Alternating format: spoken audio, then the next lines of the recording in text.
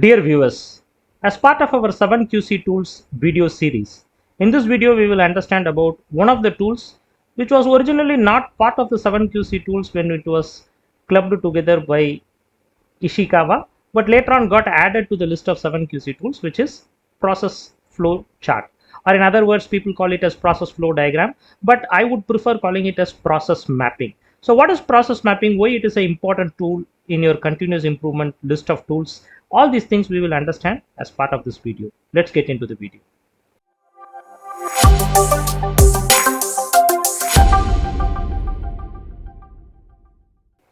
As I was explaining, process flowchart is a technique of mapping the process using certain symbols. And these symbols, each symbol represent a particular action. So these are things that we already know. Process flow diagram is also something which people use as a terminology, where they talk about a graphical representation of flow of events, sequence of events, how the activities are happening.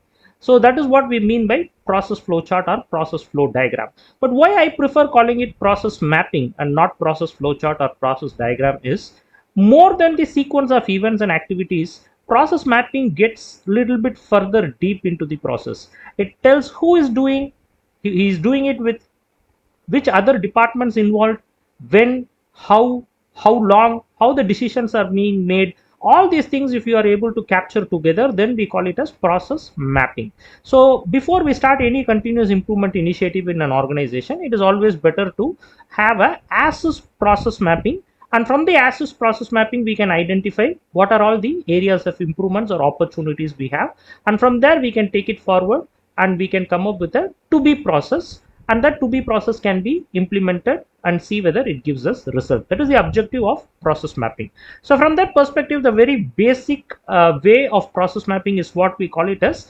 linear process map. Linear process maps are generally used for a simple process where the process starts at a point, goes through sequence of steps, and then finally it get completed and it gives you an output. No major decision makings are required, or no major process loop. When I say process loop, within the larger process there could be in small sub process within the larger process, which we call it as process loop. For example, if I apply for loan, let's say loan application processing, if that's one of the processes, and if I try to map it, you will have loan application, scanning, data entry, identification and verification, legal verification, credit analysis, loan sanction, disbursement, high level process steps.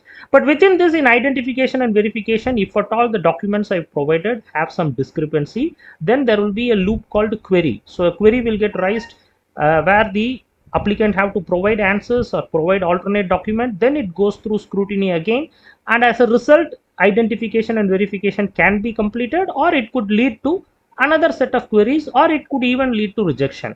So a process which involves smaller sub processes is what we call it as a loop within the process. If there is no such smaller sub process, no big deviation, it's a standalone straightforward process, then we prefer mapping such processes using linear process map.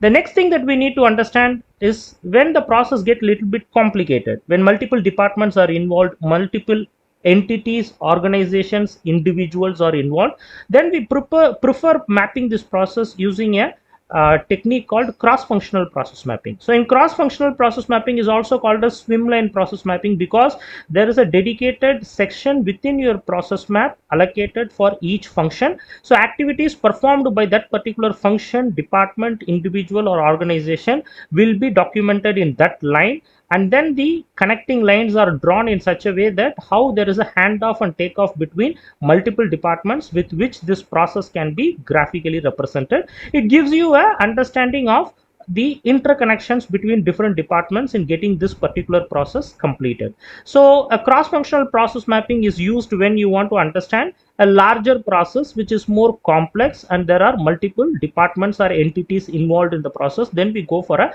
cross-functional process map. The next type of process model is what we call it as a ICOM model.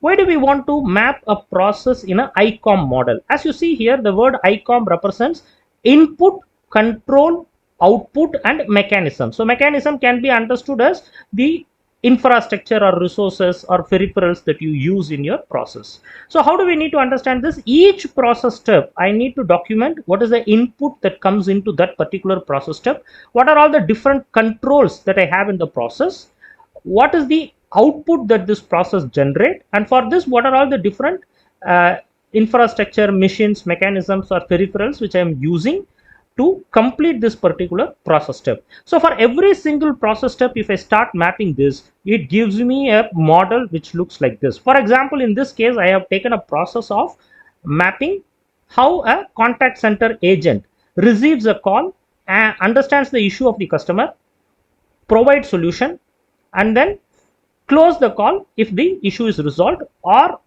if the call requires a callback, you arrange for a callback and document the case and give the ticket number. This kind of a typical contact center process I have documented here. Just in the interest of time, let's look at the first box. Agent press button to attend the call. This is one of the process steps. For this process step to happen, a call have to land into the agent's phone. So customer call received. That's an input. And when that call get received, there is an SOP. He need to pick up that call within 3 rings. That's a standard service level agreement. That's a control for this particular process.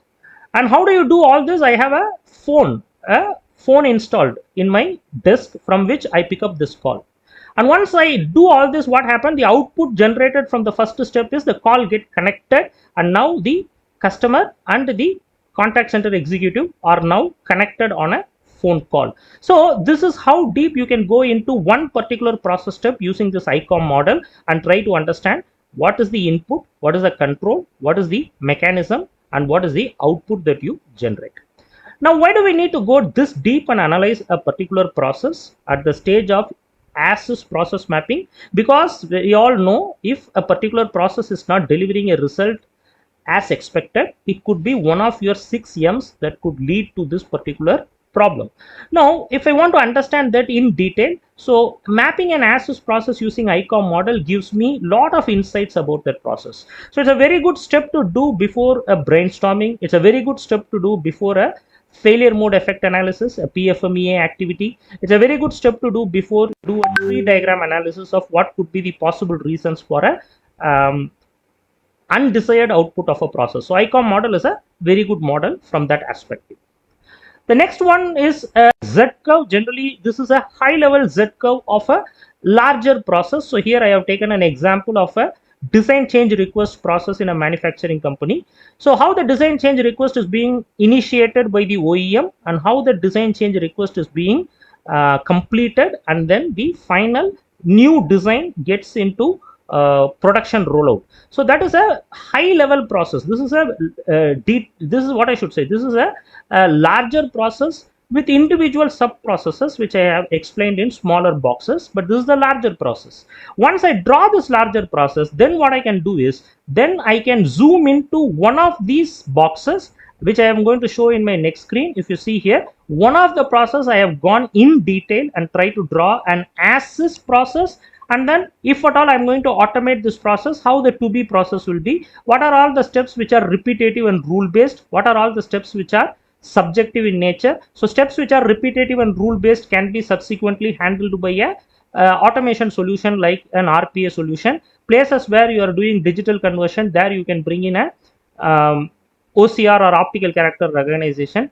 Places where there is some amount of subjectivity need to be still managed by individual, and there are certain processes which are semi-automatable, like some activities can be automated, some activities cannot be automated. So then I will call it as a semi-automation process. So by doing this as-is and to-be process, especially in projects where you are trying to automate, trying to identify your as-is process in detail, and within that as-is process identifying what can be automated, what cannot be automated. Within automation, what kind of automation technique we are going to use. Are we going to do digital conversion? Are we going to do data entry? Are we going to eliminate some of the non-value add steps and make it more standardized? So mapping all this in your as-is process and then showcasing where you are intended to bring in automation solutions or bot, where you are intended to bring in digital conversion techniques like OCR. So mapping all this in your as-is and to-be process gives a very good picture to your